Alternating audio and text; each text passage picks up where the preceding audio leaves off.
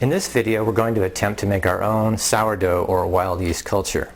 Now, when you make your own sourdough culture, what you're really doing is just capturing the yeast that already exists naturally in your flour or floating around in the air and creating the right conditions for it to thrive and multiply into a stable culture. The formula I'm going to be using comes from Peter Reinhardt. Peter Reinhardt is a very successful artisan baker and well known for his books Crust and Crumb, The Bread Baker's Apprentice, which is a fantastic bread baking book, among others, and is also coming out shortly with a book on whole grain baking. This recipe is for making a whole wheat starter, but the same recipe could be followed to make a whole rye or a regular white flour starter just by substituting those flours in place of the whole wheat. Another interesting thing about this recipe is that it calls for the use of pineapple juice. In fact, Peter calls this recipe the pineapple juice solution. Pineapple juice because it's high in citric acid, and the citric acid prevents the growth of a harmful bacteria. And I think it's pronounced leuconostoc bacteria. Apparently, without the citric acid, this bacteria will thwart your efforts to make sourdough starters successfully about 40% of the time. So this whole process takes several days, by the way. There's quite a few steps to making the sourdough starter, but they're all very simple. So let's take the first one now. In this first step, all we're doing is mixing together 3½ tablespoons of whole wheat flour and a 1/4 cup of unsweetened pineapple juice.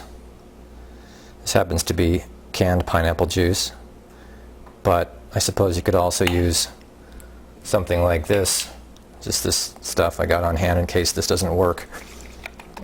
Just mix it enough to make sure that the flour is completely hydrated.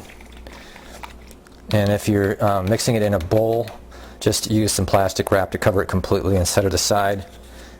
If you don't have a lid, if you do, then just cover it and set it aside.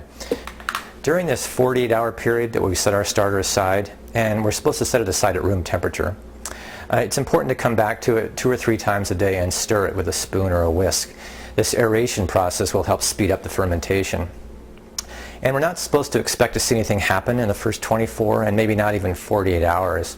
But after that 2-day period has passed, we'll go on to the next step regardless. Okay, it's been 48 hours. I've stirred the starter 2 or 3 times a day as prescribed, and so far there's no sign of life. Let's take a look. As you can hopefully see, after 2 days there's no sign of life. The mix looks exactly as it did at the very beginning, but we won't get discouraged yet. As Peter instructs, whether we see the bubbly action of fermentation or not within the first 48 hours, we'll go on to step 2, which is to feed it with an additional 2 tablespoons of whole wheat flour and 2 tablespoons of pineapple juice, and mix it up and set it aside for another day or 2.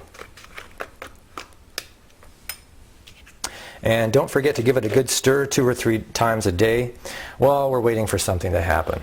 Okay, it's been 48 more hours since the last time we checked our starter, and it's been a full 4 days since we started the whole process. And it looks like we're having some success. Last night when I went to give it a stir, it was starting to show a little bit of bubbly activity, and then this morning it was really starting to take off. So I think we're definitely having some success here. In this close-up you can see it's pretty bubbly. Actually, I think frothy is a better description, but I think this is the way it's supposed to be looking.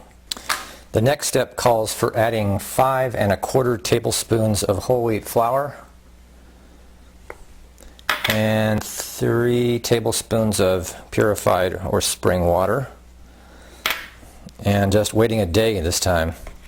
And with each progressive step it gets thicker because we're adding less water as a percentage of the total flour. So we're getting a lower hydration and it's thickening up. I'm guessing by tomorrow we're going to have something that comes pretty close to resembling starter that you can work with. So once again we'll cover it and set it aside, this time for about 24 hours. Okay, another day has passed and it's the 5th day since we started this process. Let's see how we're doing. Starter is very bubbly and active. It worked. We have starter. So what we're going to do is transfer the starter to the container that we're going to keep it in, and then I'm just going to put in about a 1/2 cup, a little bit more of flour, Again, I'm sticking with the whole wheat. And this time I'm not going to put in much liquid at all. Less than a quarter cup. That's about 1/8 of a cup. And mix it up. This is going to become a lot closer to the consistency, the final consistency that I want in a starter. This will probably start becoming real bubbly and lively again within even an hour or two. So let's check back in a couple of hours. Okay, it's been a few hours since we last fed our whole wheat starter, and it's looking pretty good. It's bubbly, it's lively, it smells sour. You can probably see those bubbles through the glass. That's a pretty good sign that things are going well. And if you stir it with a spoon, you can kind of get more of a sense for the texture of it. I don't know if you can see that, but it's just, yeah, you can maybe even hear it. It's, I don't know what it's like. It's like sourdough starter. Gee, that helps, doesn't it? Now, some people will want to maintain a 100% whole wheat flour starter, especially if your primary interest is in baking predominantly whole wheat bread. And some people will want to keep a 100% rye flour starter. But most people are just going to have one type of starter, and it's going to be a regular white flour starter. Of course, if you want to take the time and effort, you can certainly maintain different types of starter for different types of baking. I would imagine that this pineapple juice solution technique of Peter Reinhardt's would have worked just as well if we'd started with a regular white flour instead of the whole wheat flour that we used. But whatever type of sourdough starter you have, you can always transition to a different type just by feeding it with your choice of flours. I'll show you what I mean. If all I had was the whole wheat starter and I wanted a white flour starter, what I would do is just take about a tablespoon of the whole wheat starter and mix it with about a quarter cup of white flour and just enough water to give it a thick batter-like consistency.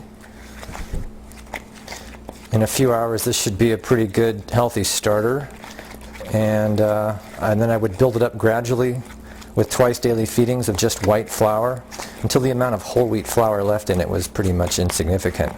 Then you'd have a white flour starter. In fact, here it is after just a couple more small feedings of white flour. We're seeing the characteristics of a mostly pure white starter. The addition of a relatively small amount of white flour results in a pretty substantial increase in the volume, and it's all bubbly and elastic from the gluten in the flour. The only thing lacking is the stronger, pungent smell of a more mature starter, but that will come over time. Well, that's about it for this session. If you're trying this at home, please let me know how it goes. I would love to hear from you. You can leave a comment at the bottom of this page or email me at eric@breadtopia.com.